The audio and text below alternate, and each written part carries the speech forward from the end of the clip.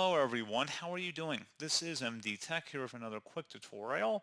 In today's tutorial, I'm going to show you guys how to go about customizing the Facebook shortcuts bar. So this should hopefully be a pretty straightforward process here, guys. And without further ado, let's go ahead and jump right into it. So this tutorial will apply for iOS and Android devices running the Facebook app. And we're going to start by selecting our profile icon in the top right corner. And then expand the settings and privacy menu and select settings.